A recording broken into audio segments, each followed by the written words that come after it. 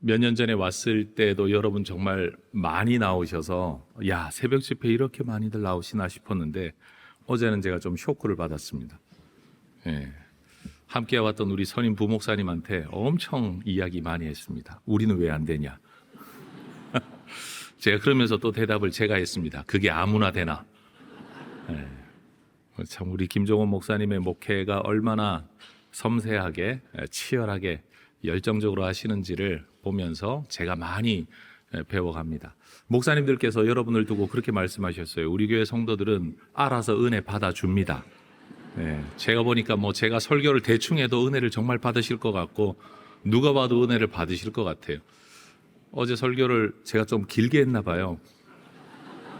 네, 오늘 저를 데리고 오는 부목사님이 다른 시간 다 줄였습니다 하는 걸 보니까 제가 길게 했나 봐요. 눈치가 없어가지고 여러분들이 너무 잘 들으셔가지고 제가 시계도 안 보고 계속 하다 보니까 많이 길었나 봐요. 죄송합니다. 네, 죄송합니다.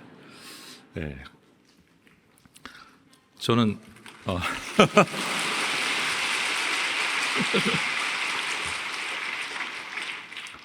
여러분 여기서 목사님이 후집회 하실 때 저는 강사 대기실에서 TV로 여러분 기도하는 소리 다 들었거든요. 봤거든요. 제가 무슨 생각했냐 하면 야, 밥이 뜸을 덜 들었는데 목사님이 뒤에서 밥을 다 해주시는구나. 밥을 태우면 저걸 누룽지 만들어가지고 다 먹이시는구나. 설교 마치고 나면 그냥 그것이 끝인데 야, 그 뒷시간의 집회가 진짜 은혜다. 왜 남은 여기다 가둬놓지? 나도 거기 있고 싶은데. 네. 네, 그런 생각까지 했었습니다. 여러분 정말 좋은 교회, 좋은 성도님들이신 것 같고 여러분의 목사님은 대한민국에 누구도 대체할 수 없는, 그래서 제가 이렇게 말합니다. 김종원 목사 후임이 누군지 모르지만 그놈은 죽었다 이제. 네, 누가 저 열정을 대신하고 저 능력을 대신하는지 벌써부터 제가 걱정이 됩니다. 요즘 대구에 저희 교단의 많은 교회들이 목사님들의 리더십이 바뀌고 있고 조만간 몇 년 안에 웬만한 대형교회 목사님들 리더십이 다 바뀌는 기간이라 교단을 섬기는 사람으로서 이 대구 지역을 향한 기도가 나올 수밖에 없는 때인데 이렇게 경산중앙교회처럼 멋진 교회가 든든히 서 있음이 굉장히 큰 자부심이 있습니다. 오늘 찬양하는데 실로암을 하시더라고요. 그 노래만 부르면 남자들은 다 가슴이 뜨거워집니다. 특별히 제가 해병대 군목 출신입니다. 그래서 군목으로서 세례식을 베풀고 젊은 청년들 함께해서 예배할 때 그 가슴에 뜨거움이 있는데 갑자기 가슴이 뭉클해졌습니다. 우리 아이들은 군대도 가기 전에 벌써 실로암을 다 터득하고 갈 것 같아요. 여러분 저는 믿지 않는 가정에서 태어나 자랐습니다. 어머님께서 일정한 나이가 되니까 제가 지금 생각해 보면 갱년기도 아닌데 들어서시면서 그냥 몸이 아픈 거죠. 여러분 저는 항상 궁금한 게 있어요. 갱년기는 시작은 있는데 끝이 없어요. 도대체 언제 끝나는 건가요, 그거? 근데 저희 어머님도 계속 몸이 아프신 거예요. 병원을 가봐도 특별한 문제 없으신데, 그런데 저희 문간방에 계시던 교회 집사님께서 전도를 하셔서 교회를 나가기 시작하셨어요. 저희 할아버님 외동, 아버님 외동, 저 이제 장남인데 여러분 저희들은 이제 제사를 많이 모시는 집안이었는데 교회를 간다고 하니 가정에서 좋아할 리가 없죠. 할아버님도 아버님도 다 안 좋아하셨어요. 근데 계속 아프다 하다가 교회를 나가면서부터 좀 아프다는 소리를 덜 하니까 나가지 말라는 말은 또 못 하시는 거예요. 그렇게 교회를 다니기 시작하시고 누님들 두 분은 또 기독교 학교에 위션 스쿨을 다니시면서 교회를 가기 시작하시고, 그다음에 이제 제 남동생이 하나 있는데 남동생도 지금 담임 목사를 하고 있습니다. 서울에서.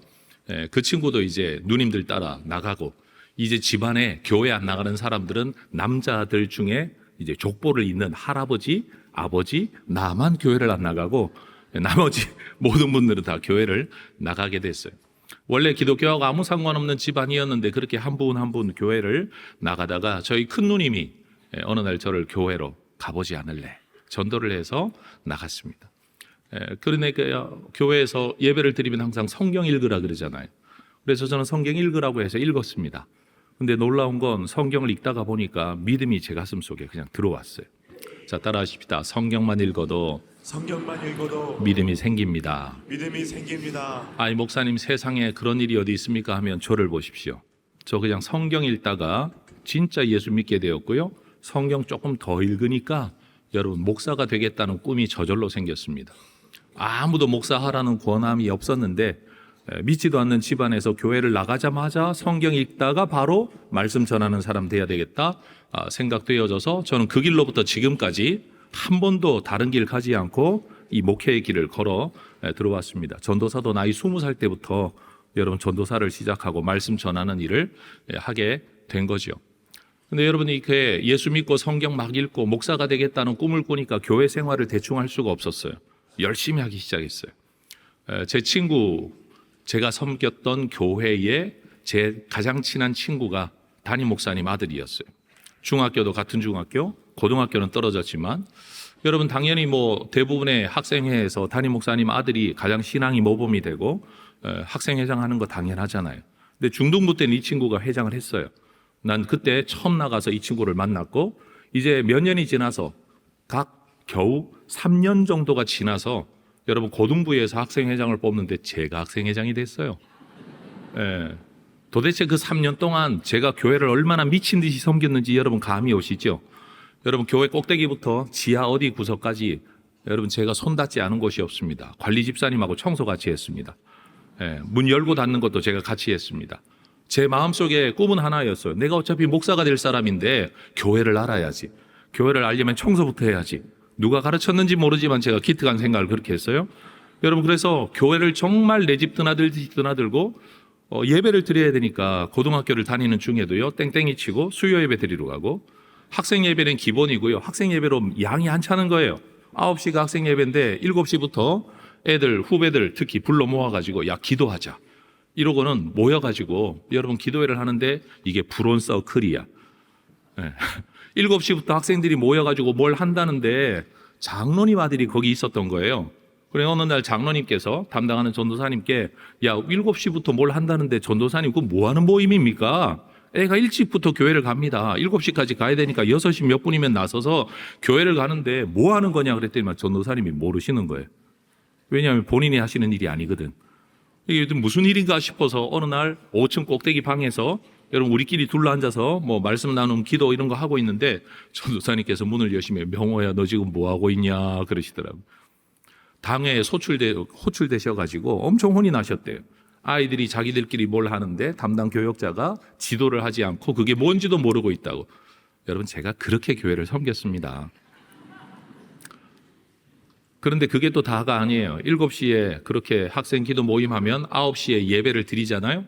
9시 모임 다 마치고 나면 오후에 뭐 대충 농구도 좀 하고 3시가 있으면 오후 예배가 있어요. 오후 예배까지 가는 거예요. 어른들 오후 예배. 저녁 예배보다 오후 예배가 있었는데 항상 예배를 드렸습니다. 학생회 회장을 열심히 하고 마치는 그 주일날 저를 정말 사랑해 주시는 많은 분들, 이제는 고등학교 그때가 이제 2학년 말이었으니까 모든 분들이 내가 목회할 걸 알고 계셨고 정말 신앙생활 열심히 하는 거 다 격려해 주셨는데 저를 정말 사랑하시는 어떤 장로님께서 오셔서 저한테 말씀하시는 거예요. 명호야, 너 정말 잘했다. 수고했다. 애썼다. 누구보다 열심히 했던 걸 내가 안다. 너 같은 사람 없었다. 그러면서 대신 부탁이 하나 있다. 하나님의 영광을 위해 오후 예배를 좀 안 나오면 안 되겠니? 제 머릿속에 혼란이 왔습니다. 하나님의 영광을 위해 예배드리라는 말은 들어봤지만 하나님의 영광을 위해 오후 예배 나오지 말라는 말은 제가 태어나서 처음 들었거든요. 그 뒤에 설명을 하시는 거예요. 네 아버지가 교회를 아직 안 다니시는데 네 어머니 이제 초신자인데 네 집에서 11조 봉투 발견돼 가지고 그 봉투 찢어버렸다는 소문이 교회 다 났다.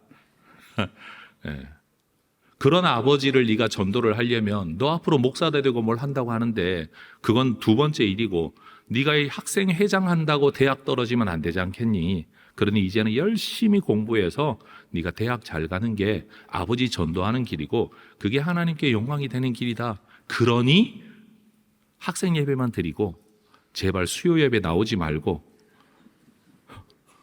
오후 예배 드리지 말고 열심히 공부하라는 거예요.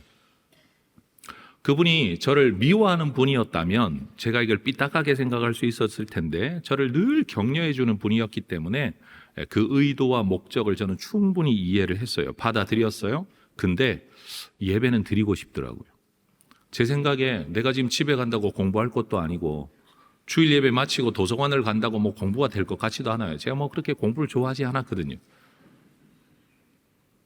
그래서 그 다음 주일도 저는 어김없이 주일 오후 예배를 드렸습니다. 말을 좀 안 듣는 학생이었나 봐요. 그랬더니 이번에 부장하셨던 장로님께서 오셔서 여러분 또 저를 권면하시는 거예요. 명호야, 하나님의 영광을 위해 예배를 좀 드리지 마라. 하나님의 영광을 위해 교회를 나오지 마라. 진짜 말은 하나님의 영광을 위해서 너는 대학 잘 가야 된다, 이 이야기였거든요. 여러분, 이게 한두 분으로 끝나지 않았어요. 3분, 4분 정도까지 이어지더라고요. 이분들이 작당을 하셨나 봐요. 명호, 제 대학 꼭 보내야 된다. 정말 제가 잘 되어야만 우리 학생이가 욕을 안 먹고 그리고 그 가정도 전도할 수 있다. 그런데 제가 마음이 너무 불편한 거예요. 어른들의 사랑은 알겠는데 나는 한쪽으로 예배는 드리고 싶고 그 예배 안 드린다고 해서 내가 뭐 특별히 공부할 것도 아니라는 생각을 너무 확실하게 가지고 있어서 그래서 제가 선택을 했습니다. 교회를 바꿔버렸습니다. 예. 제가 섬기던 교회는요, 저기 성당시장 앞에 있는 서광교회라는 교회, 통합측 교회. 예. 그 서광교회 출신이에요. 근데 거기 있는 장로님들 전부 다 저를 그렇게 사랑하면서 그렇게 말씀하셔가지고 제가 개척교회, 계명대학 그 동네 그 언덕 거리 있잖아요. 그 거리에 있는 개척교회로 옮겼는데 아래층은 다 술집, 2층 20평짜리 예배당, 개척교회로 교회를 아예 옮겼어요.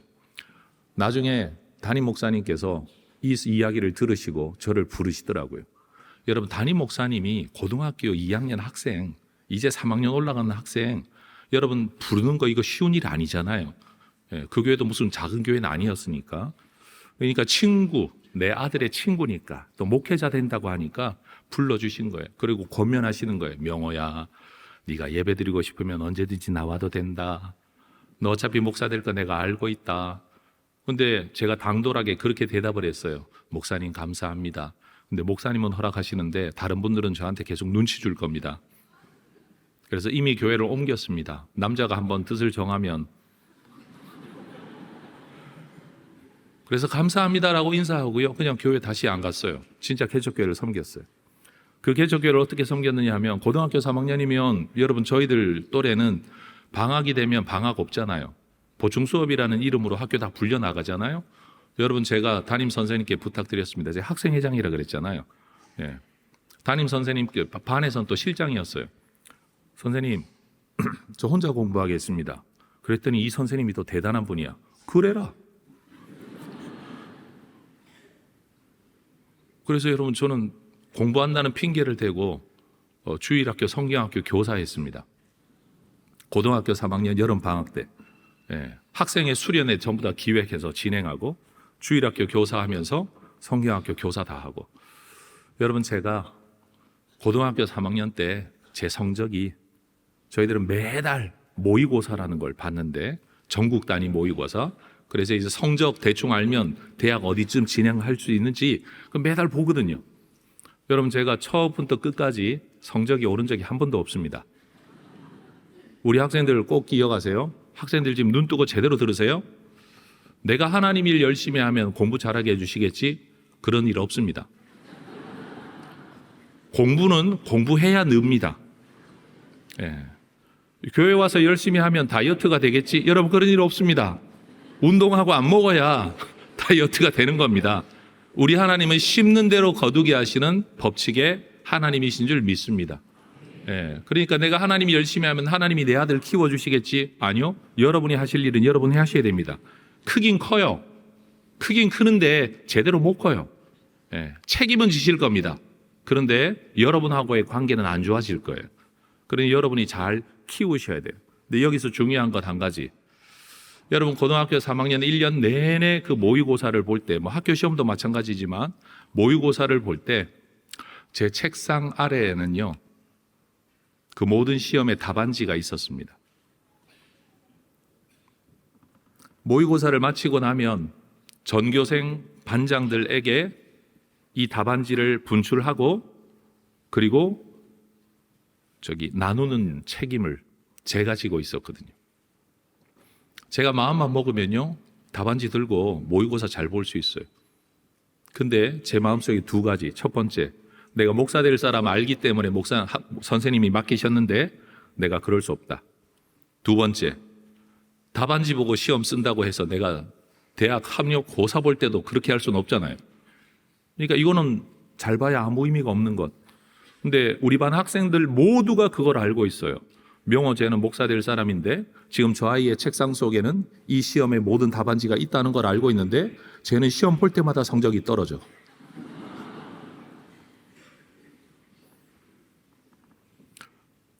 저희 반에 우리가 흔히 말하는 좀 노는 애들이 많이 있었습니다. 어떤 애들도 저를 건드리지 않았습니다. 그리고 저를 목사라고 불렀습니다. 야, 목사! 저는 지금도 제 학창 생활을 되돌이켜 보면 부족한 게 많고 아쉬운 게 많은데 감사함이 더 큽니다. 어린 제 마음 속에 하나님이 그런 마음을 주셨다는 게 너무 감사해요. 그래도 어쨌든 총신대는 같습니다. 성적 아무리 떨어져도 거기는 같습니다. 그런데 여러분, 학교를 입학하자마자 화, 수, 목, 금 11시만 되면 예배를 드려요. 채플이라고. 신학대학이니까. 그리고 모든 수업이 있으면 다 이제 신학대학의 수업이니까 믿는 분들이 오셔서 다 강의를 하실 거 아니에요. 목사님들이 강의가 많으시겠죠? 말만 하면 하나님 영광이래요. 근데 나한테는 하나님의 영광에 대한 트라우마가 있잖아. 귀에 못이 박이도록 들었던 이야기, 그것 때문에 내 삶이 크게 바뀌어져 버린. 여러분, 제가 섬겼던 서광교회라는 교회는 통합측 교회입니다. 근데 제가 마침 옮겨버렸던 교회가 합동측 개척교회였어요. 여러분, 저 신학교를 가면 어디로 가야 돼요? 그래서 총신대 간 거예요. 만약에 그분들이 나를 예배 드리도록 내버려 두기만 했으면 저 장신대 갔을 거예요. 여러분, 통합측은요, 인재를 잃어버렸어요. 아니, 예배 드리도록 내버려 두기만 해도 나 같은 인재를 하나 얻었을 텐데 괜히 하나님 영광 어쩌고 저쩌고 하면서 이야기를 해가지고 저 같은 인물이 여러분 이 합동측으로 왔다는 거 아니에요. 합동측은 그 성황교회에다 감사패 전해야 돼요. 그런데 여러분, 학교를 다니는 내내 신학대학에서도 하나님 영광을 이야기하는데 도대체 하나님 영광이 뭐지? 라는 물음표가 생기는 거예요. 여기 있는 학생들도 아마 그런 이야기 많이 들을걸요. 네가 하나님 영광을 위해 돈을 많이 벌어라. 하나님 영광을 위해 좋은 대학을 가라. 네가 하나님께 영광이 되려면 그래가지고 되겠냐? 사실 우리 목사님의 목회 방침하고 좀 다를지는 모르겠는데 저희 교회에서는 가정예배 드리지 말아라고 가르칩니다. 제가 좀 삐딱하죠. 좀 이상한 사람 같죠, 그죠? 가정예배를 드리지 말라고 하는 이유는 한 가지입니다. 가정예배라는 이름으로 모였을 때 주로 설교는 누가 하죠? 주로 아버지가 해요. 그리고 아버지가 귀찮으면 엄마들한테도 가끔 토스하기도 해요. 근데 아버지와 엄마들이 예배 가운데 설교라는 이름으로 말하는 내용은 뭘까요? 잔소리예요. 네. 그래서 설교 이퀄 잔소리. 그래서 교회 다니는 사람들의 의식 속에 듣기 싫은 소리 하면 뭐라고 말해요? 나한테 설교하지 마라. 부모들이 자녀들한테 하고 싶은 모든 말을 교묘하게 성경 구절로 포장해가지고 말을 하니 여러분, 아이들은 힘들어요. 이거를 안 들으면 말씀 안 듣는 거고, 여기에 반박을 하자니, 아니 식탁 앞에서 어머니가 이야기하든지 아버지가 말씀하시면 대답이라도 할 수 있는데, 아니 지금 예배 세팅이잖아. 설교 시간이잖아. 여기 말대답을 할 수 있어요, 없어요? 일방적으로 당하기만 하는 거예요. 그러니 여러분, 가정예배라는 건 부모님들은 굉장한 믿음의 모습인 것처럼 우리는 예배를 드려야 하는데 아이들은 거기 끌려 나오는 건 정말 짜증나는 거예요. 평상시 이야기하면 말대답이라고 하는데 말대답도 못하지. 성경 구절 더 얹어서 이야기하니까 저게 하나님 말씀인 것 같긴 한데 하는 내용을 보면 전부 엄마가 하는 잔소리지.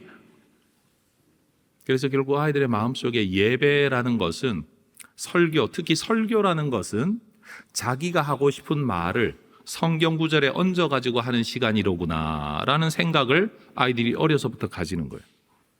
그래서 여러분, 목사님들의 설교조차도 그런 설교를 하는 분들은 목사님들의 설교조차도 어떻게 곡해하는가 하면 그 설교를 하는 부모님들이 곡해를 해요. 아, 목사님도 나한테 하고 싶은 말을 저렇게 성경에 얹어서 하는구나라고 생각하는 거예요. 말씀이 말씀대로 전달되고 말씀을 우리 모두가 받아야 된다가 아니라 누군가가 누구에게 하는 잔소리가 설교처럼 느껴지게 되는 거예요. 그래서 저희 교회는 가정 예배를 드린다 그러면 여러분 예전부터 성경 읽기를 했습니다. 왜 그랬을까요? 제 개인의 경험이 있잖아요. 성경만 읽어도 믿음이 생기고 성경만 읽어도 목사가 나오게 되는 일, 저는 말씀의 능력을 100% 있는 그대로 믿습니다. 여러분 뭘 알아서 깨달아서 깊이 연구해서가 아니라 말씀은 그 자체로 읽는 것만으로도 능력이 있는 줄로 믿습니다. 아멘. 그래서 저희 교회에서 가르치고 공유하고자 하는 가정 예배는 가족 모두가 돌아가면서 성경을 함께 읽거나 아니면 낭독하는 뭔가를 틀어놓고 함께 읽고 난 뒤에 오늘 이 가운데서 내가 받은 말씀은 이겁니다. 은혜는 이거 받았습니다. 돌아가면서 이야기하고 서로를 위해 축복 기도하고 마치는 것. 우리는 이런 가정 예배를 지향합니다. 오늘 여기에서도 자식들한테 잔소리를 설교라는 방식으로 했던 분들 회개하시기를 주의 이름으로 축복합니다. 왜냐하면 여러분들이 아이들에게 예배에 대한 이미지를 망가뜨려 놓으셨기 때문에 그래요.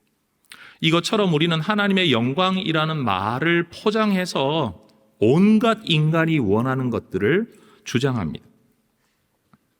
사람들은 하나님의 영광이라고 말을 하면 여러분 연예인들이 무슨 상을 받을 때 나와서 하나님께 영광을 돌립니다 라고 말하는 상황을 가장 많이 생각합니다. 그리고 그런 자리에서 내가 하나님을 믿는 사람이다, 하나님의 은혜로 여기 왔다라는 고백을 하는 것을 대단한 믿음의 고백으로 우리는 또 인정하고 추앙합니다. 그럼 저는 이런 말을 할 수 있겠죠? 상 못 받는 사람은, 아니 수석을 해서 상을 받아서 하나님께 영광을 돌립니다라고 말하는 그 사람이 그게 하나님께 영광을 돌리는 거라고 하면 상 못 받는 모든 사람 뭐냐고요? 오늘 읽었던 성경 말씀은 너희가 먹든지 마시든지 무엇을 하든지 하나님께 영광을 돌리라 그랬는데 여러분 거기 보면 대단한 일을 해서 하나님께 영광을 돌려라, 돈 벌어서 하나님께 영광을 돌려라, 큰 부자가 되어 하나님께 영광을 돌려라, 대통령이 되어 하나님께 영광을 돌려라 라고 말하지 않고 먹든지 마시든지 일상의 삶을 두고 우리에게 이야기를 하는데 우리가 생각하는 하나님의 영광은 일상은 아무것도 아니에요. 남보다 낫지 않은 건 하나님께 영광이 되지 않는다. 모두가 부러워하는 일들만 하나님께 영광이 된다라고 이야기를 하는 거예요. 교회 안에 있는 성실한 탕자 이야기를 어제 했던 것처럼 저는 오늘 신앙의 이름으로 포장되어져 있는 교묘한 욕심, 그 이야기를 하고 싶은 거예요. 자, 질문해 보겠습니다. 대답하십시오. 여러분 대답 잘 하셔야 돼요. 제가 삐딱한 목사거든요. 그러니까 생각하고 대답하세요. 네. 여러분 예수 믿으면 구원 받습니까? 봐, 제가 한마디만 해도 벌써 이게 확신이 떨어지잖아. 여러분 예수 믿으면 구원 받습니까? 예수를 어떻게 믿어야 구원 받아요? 하나님의 아들이신 거 믿으면 구원 받습니까? 그리스도이신 거 믿으면 구원 받습니까? 그럼 제가 삐딱한 이야기를 좀 더 이어가 볼게요. 야고보서 2장 19절을 보면 네가 하나님이 한 분이신 줄 믿느냐? 잘 아는도다. 귀신들도 믿고 떠느니라 그랬습니다. 하나님이 한 분밖에 없는 분, 그분이 두려워할 만한 분이라는 것을 귀신들도 믿고 떤다 그랬습니다.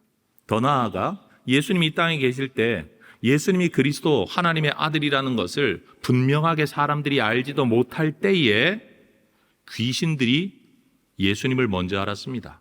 예수님을 두고 그들은 그렇게 말합니다. 당신은 하나님의 아들이십니다. 당신은 하나님의 거룩한 분이십니다. 여기서 거룩한 분이라는 것은 하나님이 구별하신 분, 하나님이 기름 비우신 분. 그래서 귀신이 자기 입으로는 그리스도라는 말을 하기 싫어서 그리스도라는 표현을 에둘러 한 표현이 하나님의 거룩한 분이라는 표현이에요.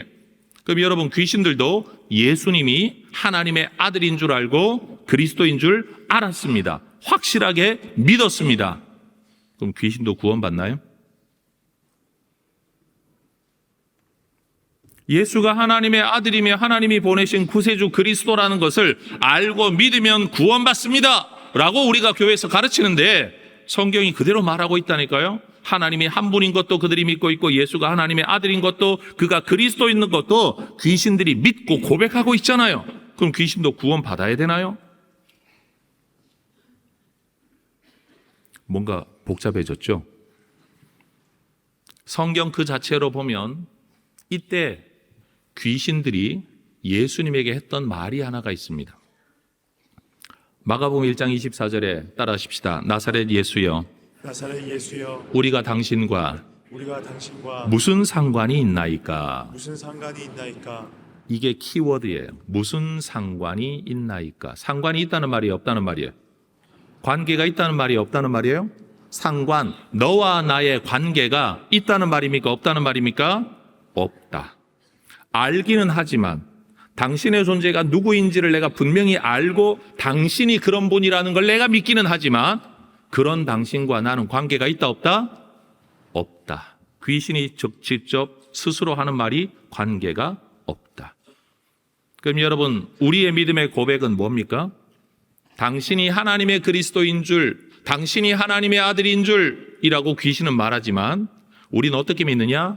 예수님이 나의 구세주, 나의 그리스도, 이신 하나님의 아들인 것을 우리는 믿습니다. 당신이 그런 분이다가 아니라 당신이 나의 구세주, 당신이 나의 그리스도. 여러분 이해가 되십니까? 그래서 우리는 예수를 믿으면 구원을 얻습니다라고 말을 하는데 그건 틀린 말 아니에요. 맞는 말이에요. 그런데 그 말의 의미가 뭐냐면 당신이 그런 분으로서 믿는데 나의 구세주, 나의 하나님의 아들로 내가 믿어 내가 하나님의 종으로 하나님의 자녀로 관계를 맺게 되므로 우리가 구원을 얻는 거예요. 그래서 여러분 어제 설교 제목이 믿음은 관계입니다 라는 거였어요. 아무리 일을 하고 살아가도 아버지 마음하고는 아무런 관계도 맺고 있지 않은 교회 안에 탕자들, 성실한 탕자들이 있는 것처럼 이게 온전한 믿음이 아니라는 사실을 제가 이야기했던 것처럼 예수 믿으면 구원 얻습니다 라고 우리 자녀들에게 가르칠 때도 인정해, 믿어. 그러니까 나는 믿어. 그런데 교회는 가기 싫어. 내가 하나님을 믿지만 예수님을 믿지만 나는 마음으로 믿어. 나도 구원 얻었어. 그런데 교회 생활은 하기 싫어. 근데 여러분, 우리는 이런 사람들이 일컬어 교회 안 나가는 그리스도인 가난한 성도들이라고 말을 하는데 여러분 교회를 안 나가는 이유는 이해는 돼요. 그러나 성경이 그런 신앙을 지지하고 있느냐라고 질문하면 아니라고 대답할 수밖에 없는 거예요. 왜요? 내가 하나님과 관계를 맺으면 성경은 뭐라고 말하냐? 성도들이 서로의 약점을 담당하고, 그렇죠? 믿지 않는 사람들의 약점을 담당하고 믿는 자들의 약점을 담당하고 서로가 서로를 섬기고. 그런데 우리는 뭐라고 말하냐? 교회 생활을 하면서 상처받기 싫다, 괴롭힘 당하기 싫다, 뭔가 리더십 스타일이 내 마음에 안 든다, 섬기는 생각은 없고 오로지 내가 생각하는 기준에 맞지 않다는 이유로 나는 그 공동체를 거부하는데, 그런데 정작 예수님은 우리 공동체를 여전히 돌보고 계시다는 사실. 여러분, 예수를 정말로 제대로 믿게 되면 내가 주인이 아니라 하나님이 주인이시고 예수님이 주인 되시는 줄 믿습니다. 그럼 예수님이 주인이시라면 예수님이 피 흘려주신 성도들, 예수님이 피 흘려주신 다른 사람들, 예수님의 피 흘려주신 사람들이 모여있는 교회 공동체를 여러분 제가 귀하게 여겨야 될까요? 대충으로 여겨야 될까요? 귀하게 여겨야 돼요. 내 마음에 들어서? 아니요. 하나님이 피 흘려주셨으니까. 내가 생각할 때 좋으니까? 아니요. 주님이 피 흘려 주셨으니까. 그래서 교회 안에는 오늘날 귀신과 같은 고백을 하는 사람들이 많은 것 같아요. 당신이 하나님의 아들인 줄 믿습니다. 당신이 그리스도인 줄 믿습니다. 딱 거기까지. 그렇지만 당신하고 나하고 무슨 상관이 있습니까? 여러분 진짜 구원 얻는 믿음 가지게 되시기를 주의 이름으로 축원합니다. 아멘. 이 관계성을 저는 뭐라고 말하고 싶으냐? 여러분 오늘 삶의 방향, 아모스서를 보면 그런 말씀이 나와요. 두 사람이 옛날 성경에 의합지 못하고야, 다시 말해 뜻이 합하지 못하고서야 어찌 동행할 수 있겠느냐라는 말씀이 있어요. 우리가 주님과 동행하는 믿음의 삶을 살아간다는 건 하나님과 뜻이 합해지는 것인 줄로 믿습니다. 어제 설교를 연이으면 하나님이 기뻐하는 것을 우리도 마땅히 기뻐하고 하나님이 애타게 여기시는 것을 나도 마땅히 애타게 여기는 거, 그게 관계 맺고 사는 거죠. 여러분, 모르는 사람의 슬픔은 내게 전염되지 않아요. 그러나 아는 사람의 슬픔은 내게 영향을 끼치게 되어 있습니다. 관계가 깊으면 깊을수록 이 영향은 큽니다. 그런데 여러분, 우리가 하나님과 정말 친밀하다면 하나님의 안타까움이 내 안타까움이 되어야 되고 하나님의 기쁨이 나의 기쁨이 되어야 되고 하나님이 하려고 하시는 일이 내 삶의 목적으로 들어오는 건 너무 당연한 일이죠. 그런데 이 관계가 옅어지면 어떻게 되냐? 하나님은 하나님 일, 나는 나의 일. 교회 일은 교회 일, 내 일은 내 일이에요. 옆집 일은 옆집 일, 내 일은 내 일인 거예요. 그런데 여러분, 교회를 정말 사랑하게 되고 하나님을 정말 사랑하게 되면 하나님의 사명, 하나님이 하려고 하는 하나님의 선교의 일, 여러분 교회가 행하려고 하는 모든 일들에 내 삶을 쏟아부을 수밖에 없는 것. 뭐 때문에? 관계성 때문에. 이 관계의 기초는 뭐냐? 하나님과 예수님과의 관계에서 나오게 되는 거라는 거예요. 그래서 마태복음 7장에 보면 여러분, 사람들이 주님께 나와 말합니다. 내가 주의 이름으로 귀신도 쫓아내고 이런 일 저런 일을 하지 않았습니까? 그런데 예수님 뭐라고 대답하셨죠? 악한 자들아 내게서 떠나가라. 나 너희 알지를 못한다. 여러분, 교회 일 좀 한다라는 것만을 가지고서는 믿음을 말할 수가 없어요. 내가 주의 이름으로 뭘 좀 한다라는 것만 가지고서는 완전한 믿음을 우리는 설명할 길이 없어요. 왜? 교회도 장사가 되거든요. 사람 모이는 곳이잖아요. 오늘 고린도전서 10장 31절의 말씀이 저한테는 한쪽으로는 삶의 현장에서 나온 질문이었어요. 도대체 하나님의 영광이 뭐지? 대학을 정말 잘 가야만 하나님께 영광이 된다면. 그래서 여러분, 제가 다녔던 교회뿐만 아니라 제가 전도사로서 사역을 하는 교회들도 들여다보니까 여러분, 대학을 제대로 못 가면 학생회장 출신들이 교회를 떠나더라고요. 장로님 자녀들, 목사님 자녀들, 중직자 자녀들, 교회에 좀 깊이 속해 있는 분들의 자녀들이 좋지 않은 일이 생기면 아예 교회를 떠나더라고요. 여러분, 제가 목회하는 교회에서도 장애를 가진 부모님이 계셨습니다. 그런데 저는 처음에는 몰랐어요. 내가 담임 목사인데도. 한 번도 그 자녀에 대한 이야기를 안 하셨어요. 교회를 나오실 때도 당신들만 나오세요. 그런데 시간이 흘러 제가 알게 됐어요. 그 가정에 장애가 있는 자녀가 있다는 사실을. 요즘은 좀 그렇지 않지만 예전 교회들은요, 장애가 있는 자녀를 낳거나 신앙생활하다가 어떤 사고를 통해 그런 일을 겪게 되면요, 뒤에서 사람들이 수군거렸어요. 기도를 안 해서 저렇다고, 하나님이 벌을 줘서 저렇다고, 뭐 회개할 거 없냐고. 그래서 여러분, 교회 나와서 목장이나 소그룹 모임에서 기도 제목 나누세요. 기도 제목, 저는 이런 기도가 있어요 라고 말할 때 있는 것 없는 것 말하는 사람들은 다 새 가족들만 그래. 뭘 몰라가지고. 교회 생활을 좀 아는 사람들은요, 딱 이것만 기도해요. 가족의 건강, 자녀요 자기 길 잘 찾아갈 수 있도록. 다시 말해, 누구나 인정하고 그럴싸하게 동의할 수 있을 만한 딱 페이크, 숨겨진 가면을 쓴 거기까지만 내놔요. 한번 생각해 보세요. 장로님께서 대표 기도를 하셔야 되는데 여러분, 목장 기도 제목 가운데 지금 아내와 싸워가지고 화해를 아직 못하고 있는데 지금 이 문제가 해결되기를 원합니다 라고 목장에서 기도 제목을 내놓으면, 여러분, 성도들이 그 장로님이 올라서서 기도를 하고 있을 때 지 마누라하고 싸워가지고 화해도 못하는 주제에 뭔 기도를, 그럴 거 아니에요. 이걸 아니까 사람들이요 숨기는 거예요. 나는 마치 잘 살아가는 것처럼, 아무 문제 없는 것처럼. 그러고는 너무 거룩한 목소리로 다들 기도하고 설교하고 다들 그러고 잘 살아요. 여러분, 교회 나와서 사람들을 만날 때 너무 멀쩡해 보이는 거예요. 그런데 들여다보면 전부 다 뒤에 어두운 구석들이 다 있는데, 여러분, 이걸 드러내지 못하는 이유가 뭐냐?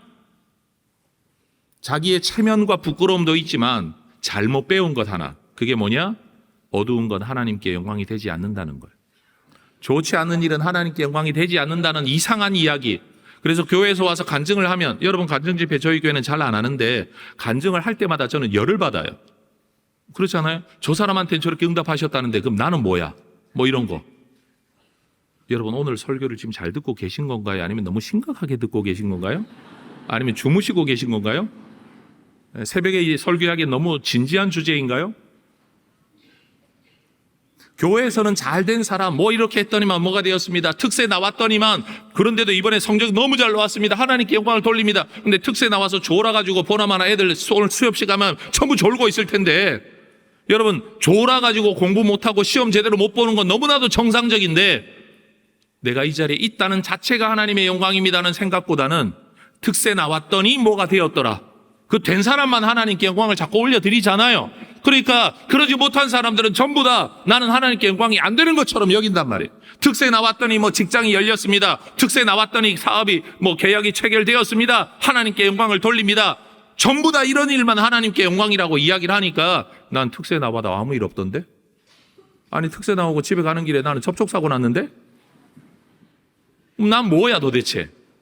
여러분 우리 속에 남아있는 생각과 의문이 바로 이런 거라는 거예요. 그래서 여러분 교회 다니는 사람들도 하는 말이, 돈 있는 사람만 교회 다닐 수 있어. 잘 나가는 사람만 교회 다닐 수 있어. 진짜 힘들고 어려울 때는 교회가 내 편이 아닌 것 같아. 어디 가도 내 속 이야기를 못해. 더군다나 아픈 이야기 좀 하잖아. 그러면 날마다 그래. 너 죄 지은 거 없냐? 회개할 거 없냐? 여러분 아픈 데를 자꾸만 찔러대는 거예요. 교회를 열심히 섬겼던 청년의 시기, 여러분 이 시기 때문에 여러분 오히려 그 다음에 직업의 길이 열리지 않는 사람들이 분명히 있어요.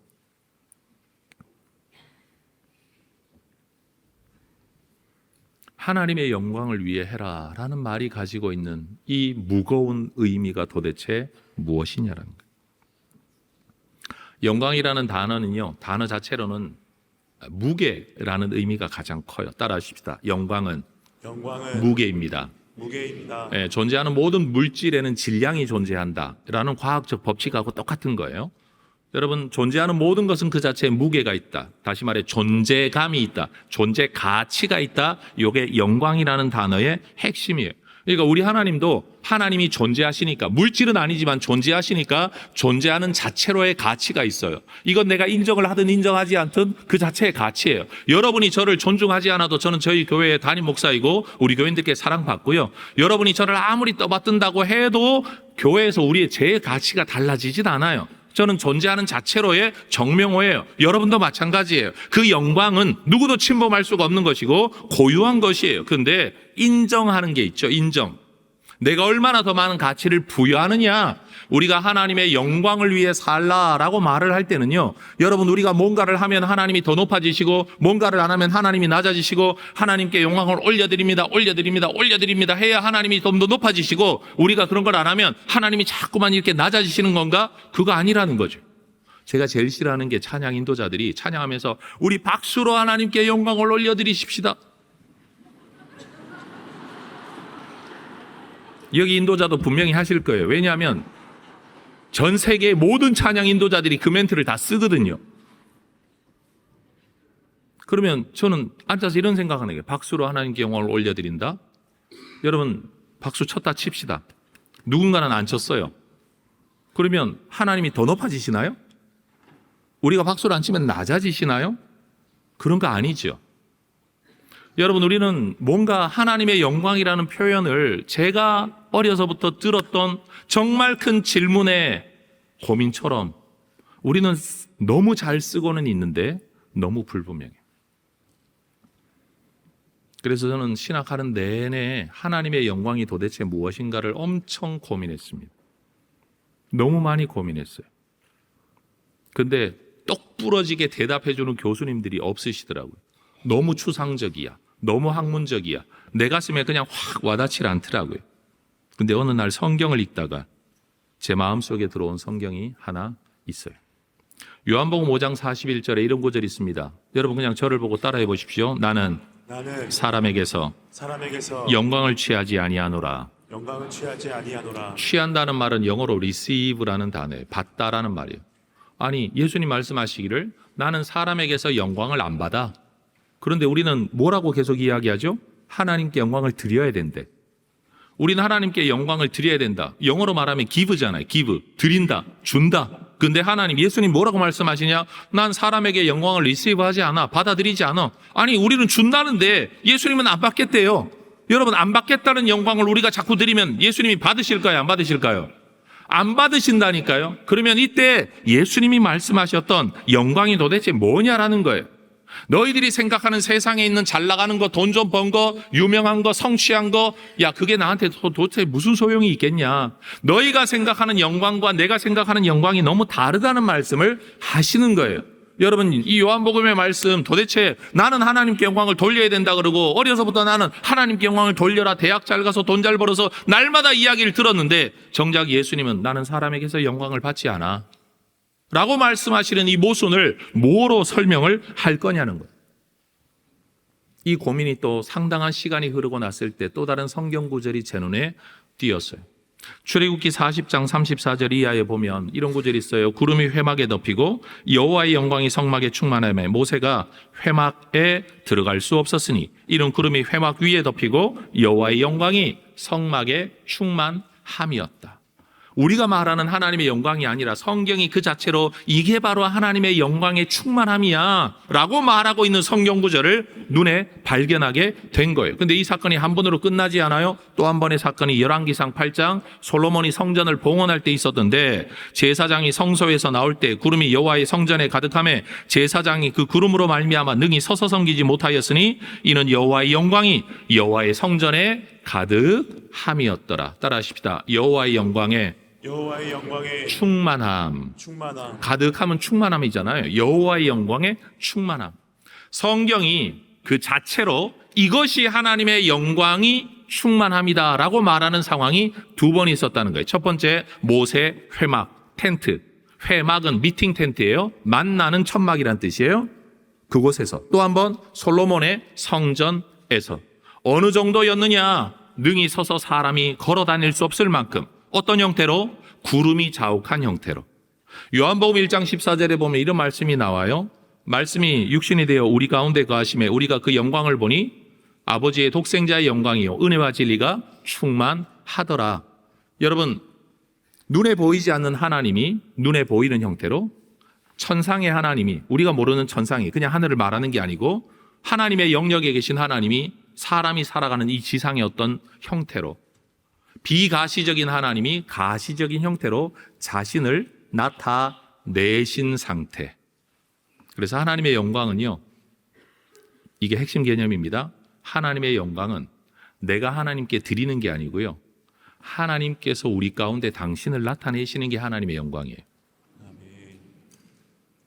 박수를 쳐서 하나님께 영광을 돌립시다가 아니라 우리 안에 믿음을 주시고 우리 안에 당신을 나타내신 우리 하나님이 계시다는 사실을 오늘 우리가 찬양하고 있다는 이 자체로 우리는 하나님의 영광인 줄로 믿습니다. 아멘. 자, 따라하십시다. 교회는 그 존재 자체로 하나님의 영광입니다.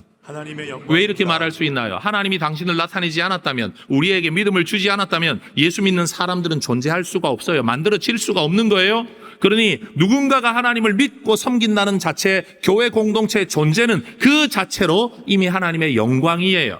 그리고 이 교회 공동체가, 예수 믿는 사람이 오늘도 믿음을 가지고 하나님에 대한 사랑을 가지고 살아갈 수 있다는 것, 여전히 하나님이 당신을 우리 가운데 나타내시고 일하고 계심을 보여주는 증거이죠. 교회는 그 존재 자체로도 하나님의 영광이고 하나님의 영광에 의해 존재를 하고요, 이 교회가 하나님의 영광을 위해 살아야 되는데, 하나님의 영광을 위한다는 건 뭐냐? 내가 돈 벌어 건물 지어 하나님께 드린다는 뜻이 아니라 우리 존재 가운데 하나님이 나타내시기를, 우리의 자녀들이 하나님의 영광을 위해 산다라는 건 돈 잘 벌고 잘 되라는 게 아니라 네 삶을 통해 하나님이 나타나시기를 원한다. 이게 하나님의 영광에 위한 삶이에요. 요한복음 2장을 보면 예수님이 이 땅에서 처음에 하신 기적이 물로 포도주 만든 사건이죠. 그래서 우리는 날마다 물이 변하여 포도주 됐네 뭐 이런 율동만 하지만, 여러분, 이 사건의 진짜 핵심은 뭐냐? 성경 기록은 이렇게 기록을 해요. 요한복음 2장 11절, 예수께서 이 첫 표적을 갈릴리 가나에서 행하여 그의 영광을 나타내심에 제자들이 그를 믿으니라. 따라하십시다. 그의 영광을 나타내심에. 그의 영광을 나타내심에. 여러분, 예수님께서 이 포도주를 만드는 기적, 이걸 가지고 그냥 기적이라고 말하지 않고 그의 영광을 나타내셨다. 이게 무슨 뜻이죠? 물이 포도주가 되는 일을 통해 예수님이 보편적인 인간이 아니라는 걸, 그분이 하나님의 아들이시라는 걸 사람들에게 드러내셨다는 거예요. 여러분, 이 사건에서도 사람이 물로 포도주를 만들어 하나님께 영광을 돌렸다, 이게 아니에요. 물로 포도주를 만드는 기적을 통해 그의 영광을 나타내심에 그 결과가 뭐냐? 제자들이 그를 믿으니라. 여러분, 하나님께서 당신을 우리에게 나타내 주지 않으시면 우리는 주님을 믿을 수 없습니다. 그러니 우리의 존재는 그 자체로 하나님의 영광입니다. 어느 날 제자들이 예수님께 나와 질문합니다. 예수님, 우리의 신앙적, 신학적, 성경적 사고방식에 근거하면 모든 저주의 상황은 죄의 결과입니다. 그런데 지금 여기 앞을 보지 못하는 시각장애인으로 태어난 이 사람이 있습니다. 분명 이것도 죄의 결과일 텐데, 그런데 너무 궁금합니다. 살다가 문제가 생기면 자기 죄 때문에 저주받았나 할 수 있는데, 태어나면서부터 시각장애인이라면 이게 아버지 죄 때문입니까? 어머니 죄 때문입니까? 이 사람의 죄 때문입니까? 제자들이 그걸 질문하는 거예요. 자기들이 설명할 수 없는 신학적인 문제를 예수님 앞에 들고 온 거예요. 그들의 사고방식은 분명했어요. 건강하지 않은, 다시 말해 샬롬 또는 보시기에 좋은 토부라고 말할 수 있는 이 신학적 상황이 아닌 모든 어그러진 상황은 하나님의 통치가 깨어져 버린 저주의 상황이다. 이건 죄의 결과다. 이거 우리도 가지고 있는 신학이에요. 그래서 예수 믿는 사람들도 교회 다니면서 안 좋은 일이 생기면 전부 다 하나님이 저주하셨다, 무슨 죄가 있나, 이런 생각을 한단 말이에요. 근데 예수님은 이 사람들, 이 제자들에게 뭐라고 말씀하시는가 하면 그의 부모의 죄도 아니고 그 사람의 죄도 아니고, 따라하십시다. 그에게서 하나님이 하시는 일을 나타내고자 하심이라. 우리는 결론적으로 바라보는 거예요. 죄의 결과. 그런데 주님은 과정으로 바라보세요. 아니, 죄 때문에 이렇게 된 게 아니야. 이분의 삶을 통해, 이 사람의 삶을 통해 앞으로 하나님이 하시는 일을 나타내기 위한 연출자의 세팅일 뿐이야. 여러분, 삶을 바라보는 해석이 완전히 달라지죠. 아마 이 자리에도 이런 분들 계실 거예요. 나는 왜 이런 형편에 살아야 되지? 난 남들보다 못하는 거 없는데, 남들보다 나쁘게 살지 않았는데, 나 성실히 살고 있는데, 나 누구보다도 열심히 산다고 자부할 수 있는데 내게는 왜 이런 일만 생기는 거야? 왜 내 인생은 풀리지 않는 거야? 그러면 이때마다 질문이 다시 나오는 거예요. 내가 무슨 죄를 지었나? 내가 모르는 죄가 있나? 회개하는 죄가 있나? 부모가 뭘 했나? 아니면 저주가 흘러내려오나? 뭐 별하별 비성경적, 비신학적 사고방식들을 모두가 가지는 거예요. 그때 우리 주님이 뭐라고 말씀하시는가 하면, 네 과거 때문에 현실이 있는 게 아니고 너의 미래를 위해 현실이 있는 거다. 여러분, 믿으시면 아멘 하십시다. 아멘. 여러분의 과거 때문에 오늘이 있는 게 아니고요, 여러분의 미래를 위해 오늘이 있는데, 그 미래가 뭐냐? 하나님이 하시는 일을 나타내시려고. 아멘. 가정을 하나 해보십시다. 여러분이 스파이입니다. 뭐 제가 볼 때 몸매로 보나 눈빛으로 보나 스파이가 안 될 것 같지만 그냥 웃으시라고 하는 말인데 너무 진지하게 들으시네요. 네. 스파이라고 한번 쳐보십시다. 여러분은 원래 대단한 분들이에요. 한 나라에서 정말 인정받는 분들이에요. 한 조직에서 인정받는 분이에요. 그런데 어떤 목적을 가지고 어딘가에 보내져 가지고 날마다 후줄근한 추리닝 바지 입고 여러분 슬리퍼 질질 끌고 다니면서 여러분 어느 기간을 보내야 하는 사명을 받은 스파이라고 칩시다. 여러분, 스파이로 사는 동안에 여러분 눈물 흘리시겠습니까? 내 인생은 왜 이런가? 나는 왜 이러고 살아야 되나? 이런 생각 하실까요? 안 하시겠죠. 하나님께서 여러분을 이 나라에, 이 땅에 스파이로 보내셨어요. 무슨 스파이냐 하면, 너 거기에서 하나님의 영광이 나타나는 도구가 되라. 하나님이 거기에서도 하실 일이 있다. 네가 여기에 대단히 뻔때나는 자리에서도 할 일이 있을 수 있지만 그 구석에서도 네가 할 일이 있다. 내가 하고 싶은 일이 있는데 내가 너를 택했다. 내가 너를 거기 보낸다. 근데 너 거기서 좀 견뎌야 된다. 그렇게 견디다가 내가 짠 하고 나타나야 그래야 더 멋지거든. 이건 연극이야. 연출이야. 너 스파이야. 거기 살아야 돼. 그런데 우리는 그렇게 해석하지 않아요. 여러분, 목회자들이 어떻게 하면 하나님께 영광을 돌릴 수 있을까요? 대형 교회를 우리 김종호 목사님처럼 이루시고 많은 분들이 사랑을 하고 존경을 하고 인정을 받고 누구라도 이름만 대면 아는 교회, 이름만 대면 아는 목사님이 되면 여러분, 예를 들어 우리 김종호 목사님이 당연히 하나님의 영광이시지만 흔히 아는 사고방식대로 이런 분들만 하나님께 영광을 돌린다고 한다면 여러분, 미래 자립교회들, 시골에 있는 교회들, 교인 몇 명 남지 않은 교회들, 기울어져가는 도시에 있는 여러분 이런 교회들은 하나님께 영광 아무것도 못 돌리겠네요? 목사인데도 성도들인데도 하나님의 영광하고 아무 상관없이 살겠네요? 우리의 사고방식이라면 그렇게 해석해야 맞는 거죠. 그런데 하나님 뭐라고 말씀하시느냐? 내가 너에게 준 사명이 있고 그 사명 안에서 내가 너에게 맡겨준 사람들에게 네가 하나님의 영광의 도구가 되라는 거예요. 이 모습으로 나타나든 저 모습으로 나타나든 하나님이 너를 통해 나타나시겠다. 이게 하나님의 뜻이에요. 나사로가 어느 날 병들어 죽었습니다. 근데 죽기 전에 여러분 그 여동생들이겠죠. 여동생들이 예수님께 사람을 청합니다. 오빠가 병들어 죽게 되었습니다. 이 말 뒤에는 점점점이 있는데 그게 뭐냐? 빨리 와서 좀 신방하고 고쳐주세요. 그거잖아요. 근데 예수님이 그 말씀을 듣고도 여러분 빙빙빙 돌아다니면서 딴짓하십니다. 오늘날 예수님이 담임 목사님이었으면 교회에서 쫓겨났을 거예요. 남전도 회장, 여전도 회장, 장로 회장 이 가정에 여러분 지금 죽게 되었다고 급하다고 신방 와달라고 하는데 신방 안 가시고 딴짓하고 돌아다닌 게 뭐 하셨는지 기록도 하지도 않아요. 중요한 일도 안 하셨어요. 그러고 난 뒤에 시간 다 지나고 난 뒤에 야 이제 가볼까? 드디어 나사로가 죽었네. 그러고는 가시는 거예요. 그랬더니만 여러분 마르다가 먼저 나와서 예수님 맞이합니다. 그러면서 하는 말이 뭐예요? 예수님이 여기 계셨더라면 우리 오라버니가 죽지 않았을 텐데 점점점. 이 점은 무슨 의미예요? 섭섭합니다. 이럴 수 있습니까? 뭐 그거잖아요. 집안에 들어갔더니만 또 마리아도 나오지도 않고 집안에 앉아서 삐져가지고 예수님이 여기 계셨다면 우리 오라버니가 죽지 않았을 텐데 또 점점점이야. 섭섭하다는 말이잖아요. 그런데 그들의 감정은 그들의 기대 속에 있었던 것이고요. 예수님은 썩어 냄새 나는 무덤 앞에 서셔서 나사로야 나오라 하십니다. 여러분 이 사건에 대한 성경의 결과도 뭔 줄 아십니까? 요한복음 11장 4절에서 예수님은 이 사건을 두고 그렇게 말씀하세요. 이 병은 죽을 병이 아니라 하나님의 영광을 위함이요 하나님의 아들이 이로 말미암아 영광을 받게 하려 함이라. 더 나쁜 상황 속에서 예수님이 누구인가를 드러내시기 위한, 하나님이 자기를 나타내시기 위한, 보여주시기 위한, 숨겨져 있었던 드러내지 않았던 주님의 모습을 보여주시기 위해서 그 상황을 되게 하셨다는 거예요. 근데 우리는 상황이 나빠지면 전부 다 내 죄가 있나, 기도를 안 해 그런가, 벌받아 그런가, 여러분 이렇게만 생각하고 있단 말이에요. 근데 하나님은 상황이 나빠지기를 오히려 기다리시는 거예요. 왜? 뭘 위해? 하나님의 영광을 위해. 그러니 여러분 상 받고 돈 벌어야만 하나님께 영광이 되는 게 아니라 모든 상황 속에서 우리는 하나님의 영광을 위해 살 수 있어야 돼요. 한 사람을 가정해 보십시다. 여러분 어느 날 잘 살아가던 부부가 있는데, 가정이 있는데 남편이 갑자기 사업을 잘하다가 세상을 떠나버렸다고 칩시다.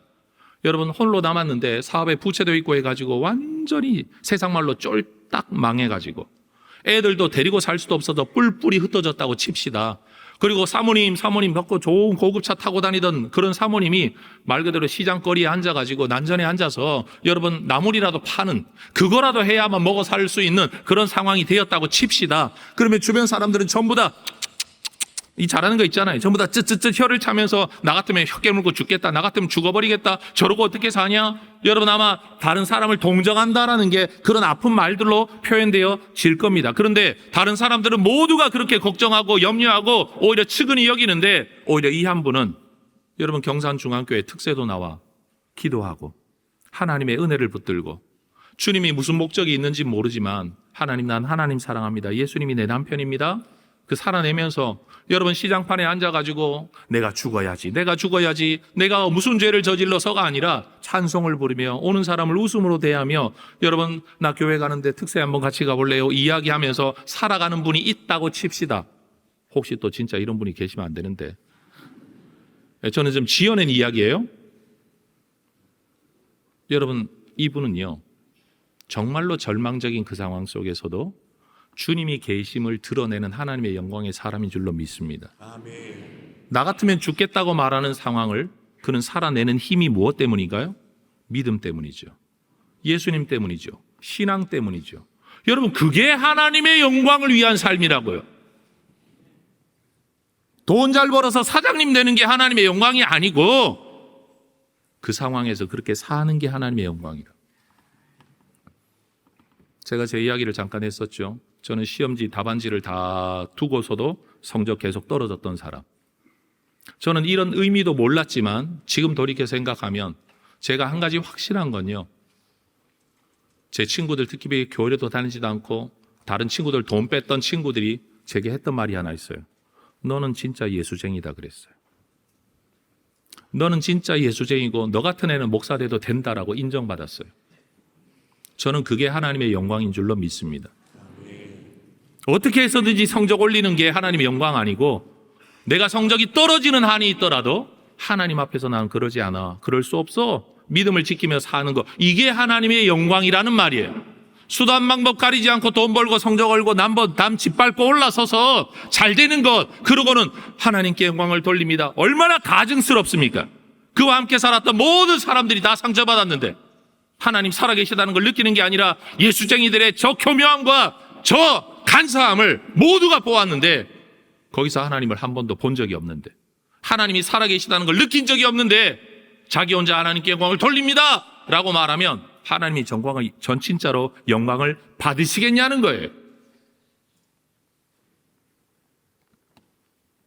바로 이런 의미에서 예수님이야말로 하나님의 영광의 절정입니다. 눈에 보이지 않는 하나님이 육신으로 이 땅에 오셨죠. 만질 수 없는 하나님, 우리의 말로 들을 수 없었던 그 하나님이 자신을 세상 가운데 가장 온전하게 나타내셨죠. 그래서 예수님의 성육신 사건하고 성전이 가지고 있는 의미는 연결되어져서 신학에서 성전 신학이라고 이야기하면 항상 기독론과 연결되어지고 저는 이 주제를 하나님의 영광과 연결 짓는 겁니다. 여러분 은사 하나님의 영광입니다. 전 지금 끝내라는 시간 지금 더 지나 설교하고 있습니다. 알고 있습니다. 근데 뭐 끝은 내야 될 거 아니에요. 고린도전서 2장 4절을 보면 성령의 나타남이라는 표현이 나옵니다. 성령이 계시다는 걸 우리 가운데 나타내시는 방법 중에 하나가 은사예요. 자, 따라하십시다. 은사는 하나님의 영광입니다. 하나님의 영광입니다. 우리가 선교를 하는데 선교 왜 하죠? 잔 파이퍼라는 목사님은 예배 없는 곳에 예배를 있게 하는 게 선교다 그랬어요. 하나님 모르던 사람들에게 하나님이 계심이 나타나 그 하나님을 인정하고 관계를 맺으며 살아가게 되게 만드는 거 이게 선교거든요. 그런데 이사야 49장 3절의 말씀을 보면 너는 나의 종이요 내 영광을 너의 속에 나타낼 이스라엘이라. 이스라엘을 왜 선택해 부르셨느냐? 내 영광을 너의 속에 나타내려고 너를 불렀다. 그래서 이사야 66장 18절 이하에 때가 되면 문나라와 언어가 다른 민족들을 모으리니 그들이 와서 나의 영광을 보게 될 것이다. 누구를 통해? 너희들을 통해서. 그리고 너희들을 통해 하나님의 영광을 본 그들을 나의 명성을 듣지도 못하고 나의 영광을 보지도 못한 먼 섬들로 보내리니 그들이 나의 영광을 뭇 나라에 전파하리라. 여러분 하나님의 영광의 연속성이 여기 있어요. 하나님이 이스라엘을 택하십니다. 무엇 때문에? 너희 가운데 나를 나타내려고. 그래서 모르는 사람들이 이들을 보고 하나님이 계시구나라는 걸 알게 되었대요. 이 하나님의 영광을 본 사람들이 또 먼 섬들에 나아가서 뭔가를 해야 되는데 그게 뭐냐? 하나님의 영광을 나타내라는 거예요. 하나님이 계시다는 걸 드러내라는 거예요. 무슨 일을 하든지 하나님이 계시다는 걸 드러내는 삶을 살아가라는 거예요. 여러분 선교, 교육은 전부 다 하나님의 영광의 사역입니다. 다른 거 아닙니다.